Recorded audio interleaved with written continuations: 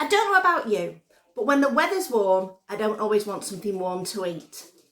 And as I've been getting lots of fresh vegetables in my oleo hauls, I really need to use them up. And my favourite way to use vegetables is in a pasta salad.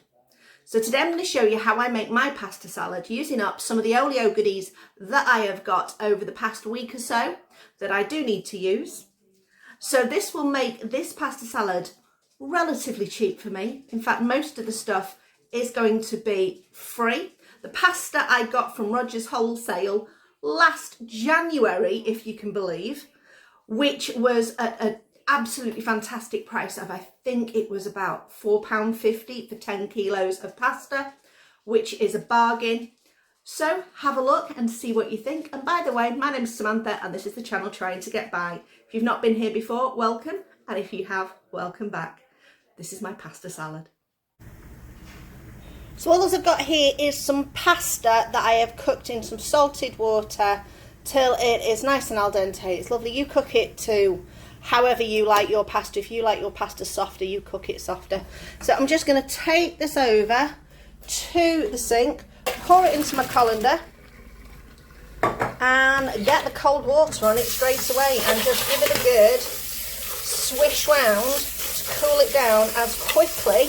You're probably getting steamed up there. As quickly as possible. I would love to have one of those jet ones, you know, you can pull out and spritz all the way around, but one day. There we go, just cool that down. The idea with this is to cool it as quickly as possible. Don't let the pasta carry on cooking. And then I'm going to get it in the fridge to make sure it is absolutely crispy cold for when I want to make my pasta salad later. To go with this pasta salad, I'm going to make a dressing. And now this dressing is from Plentiful Kiki, who I absolutely love. She's got some really good dressing ideas. Although I'm just going to swap this milk because I don't like using this milk. Back with the milk I prefer. Okay, it's not really milk, it's soy. But it's what I prefer. And I find that it's actually creamier than dairy. So it's going to be a cup of this,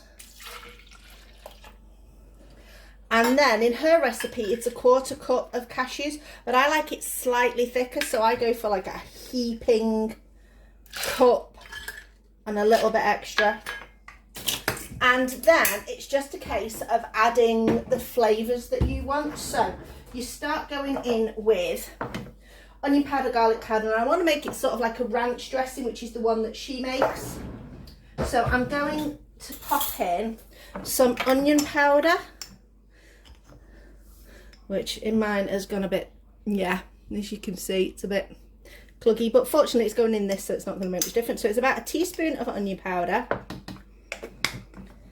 I like it quite garlicky, so we're going to go in with about a teaspoon of that. And then some dill. This all depends on how much you like dill. I'm going to go in with a level. That's just shy of a teaspoon because I'm not using my proper teaspoon measure. I'm just using my coffee spoon measurers. So that'll be that. And what you're going to do then is just pop it through. Now, if you've got a stand mixer, you can put it in that. I've just got my smoothie maker. Now, it won't, in this, it doesn't seem to make it pure smooth. It still has very, very, very, very tiny chunks of nuts in it, which is absolutely fine with me because I kind of like that. But it will taste absolutely gorgeous. So I just whiz that in the Whizzy Woo. As you can see here, you have got little bits, but you honestly, you don't even notice them when you pour the dressing on. So that's that dressing. Let's have a taste. Little bit of salt just to enhance it.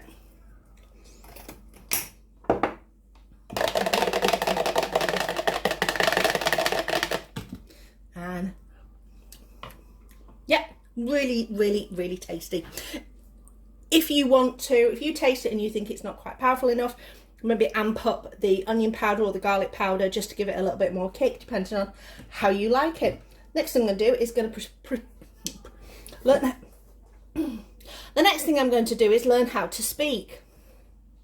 And then I'm going to prepare all the vegetables and things that are going in the pasta salad. Right, these are what I'm going to chop and put into this pasta salad. So basically, in here's some chickpeas. I'm going to have some natural, but I'm going to have some also, I'm going to roast some in the air fryer. But before I do that, I'm just going to get myself a bowl out of the cupboard. So I've just got my normal bowl that I use for baking, and I'm just going to start chopping all these veggies up. Now this is just a random piece of onion, so I'm just going to chop that up as best as I can, and that'll break down into nice pieces. I like quite a bit of chunky onion in there, so we'll do that. Slide it to the edge, pop my bowl underneath, slide it in. Easiest way to do it from my point of view. And then the rest of the vegetables I'm just going to chop into pieces that are, you know, bite size. I don't want to be having to use a fork, not a fork, a knife to eat this pasta salad. I just want to use a fork, so if I can just get everything so it fits on a fork, I am more than happy with that.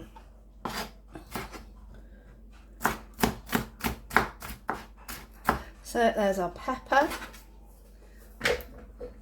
That's a bit easier to get in. Cucumber, the way I like to do that is I hack off a chunk. I'll go down lengthways, turn it round. Sometimes it falls apart, sometimes it stays together.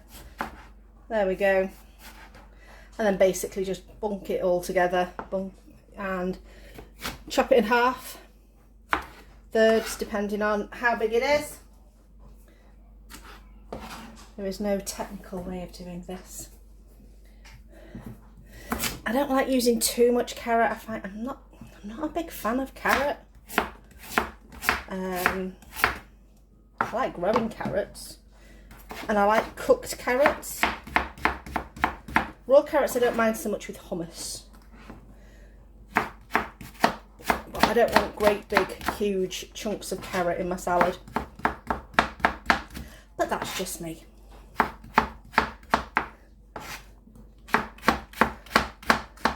But anyway, the cucumber we got for free, the carrot we got for free, the radishes we got for free because they were all on an oleo. So if it's free, it's going in and it's going to be used. We don't waste anything. Radishes I normally just top and tail them, and then just do very thin slices, because again, big chunks of radish are not always the tastiest things to have. Although I do know some people who just eat a radish whole. I'm not. I suppose if I dipped it in something tasty. There we go. And the tomatoes I am just going to quarter, and those will be fine like that. And then lastly, like I say, the chickpeas, most of the chickpeas are just going to go in whole, and I'm going to air fry the rest. Now, air frying chickpeas makes them absolutely delicious, super crunchy and tasty. So I'll just skip the tomatoes and I'll show you that. So, majority of the chickpeas are going to go in.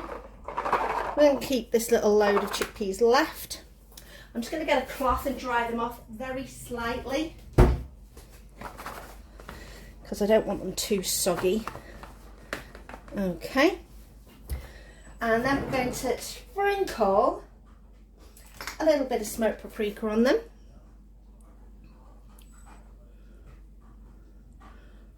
There we go. Give them a little shake and pop those in the air fryer for, I'm going to start for about 4 minutes at about 180, and then keep an eye on them, but we want them so that they go crunchy but are not like bullets. So the pasta's out of the fridge. See, it's not sticking together at all. There's all our veggies in our bowl. I'm going to pull the pasta on top. If you can hear a noise in the distance, it's the air fryer. And I'm going to pour the dressing on now, so that the majority of it starts to go into the nooks and crannies of the pasta. I like quite a saucy pasta salad, so we'll use quite a lot of this. And I'm not going to mix it, not yet. There we go. I'm just going to leave that to soak into the pasta, and I'm going to pop this back in the fridge. If you can put it in the fridge for maybe 10 minutes, that would be great. If even longer, that's fabulous. I don't necessarily want my chickpeas that are in the air fryer hot, I just want them as a crunch. So this is prepped, ready. I'll just leave the chickpeas in the air fryer once they are done, and it's just a case of giving it a mix when we're ready. So we've had this in the fridge for a little while, and it's all nicely absorbed into everything, and it's all gone into the nice nooks and crannies of the pasta. So now I'm going to start mixing all the veggies through. There we go. Our chickpeas have finished in the air fryer and are nice and crispy. That looks lovely. I'm going to pop it on here. Yes, I have got a bed of spinach in the bottom, but that's mostly because we got it for free. So I'm not going to waste it. So we got 2 bags of spinach in our recent olio, so I'm just going to pop that on the bottom. There is our lovely pasta salad, so nice and tasty and refreshing. And I will get out our lovely little air fried chickpeas. You hear them? That's when you know that they're crispy. Sprinkle some of those on the top. There we go, pasta salad all done. Let's give it a taste. So let's give this a try. I know it's going to taste good because I've made it a few times. Get some of those crispy chickpeas on there as well.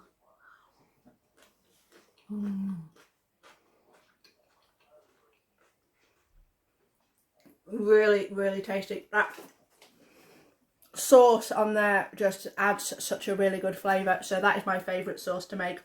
Thank you, Plentiful Kiki, for inventing that sauce. It's really good. I will put a link to her recipe in the description box. I hope you enjoyed this video. Thank you for watching. So this is my pasta salad made with what I got out of an oleo box. Thanks for watching. I'll see you next time.